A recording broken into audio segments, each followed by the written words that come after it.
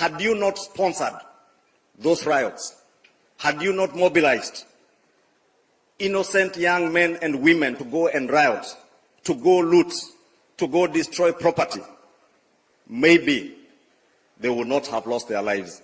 And I want to agree with them that those people who lost their lives need not have lost their lives, and we must engage.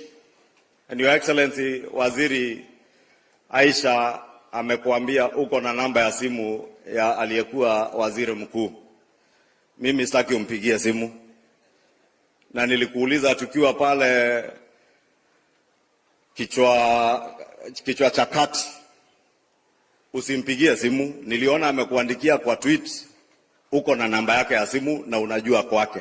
Hata sitaki uende kwake, na ukienda ukipewa kitu usikule. Umuite pale Nairobi na uite mtu ya kamera, hawa watu ya media, na uweke viti mbili, muongee.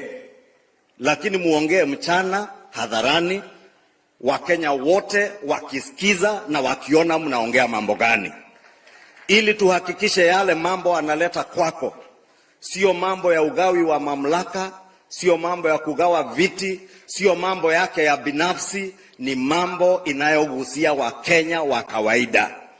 Hayo ni mazungumzo ambayo tunayakaribisha.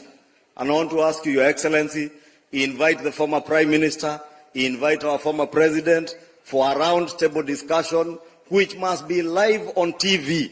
Na nilisikia Waziri Mvurya akisema kwa live debate, ile presidential debate alikutoroka. Na muuliza kwa heshima former Prime Minister asitoroke hii. Akuje mbele yako aambie Wakenya kama ni gharama ya maisha tunaongea, ni gharama ya maisha ya Wakenya wa kawaida. Wanataka wawe ndio mashahidi ya yale mambo anakuambia juu ya gharama ya maisha, ili na wewe umuonyeshe manifesto yako. Najua hajasoma kama Mama Beyu hapa. Ni kweli hawajasoma. Kama wangesoma wangejua leo hii bei ya viazi, bei ya mboga, hata bei ya unga. Mheshimiwa Rais, unajua nimeoa kutoka Nyeri. Mama amenituma kununua unga juzi. Pakiti ya jogoo na pembe ambayo ilikuwa 234 nilinunua 198 shillings hapo supermarket Kikuyu, na najua itaendelea kushuka bei. So mkizungumza mkiwa live kwa TV, tuone mnaongea bei ya unga, bei ya chakula na mambo ya maendeleo ya hawa wananchi. Kwa hayo mengi, Mheshimiwa Rais, naomba nikomeshe hapo, lakini niulize kwa heshima watu wa Kilifi, tuweke amani ambayo gavana wetu na viongozi wengine hapa Kilifi wametuonyesha. Nyinyi ni watu wa maandamano ama wa maendeleo? Maendeleo.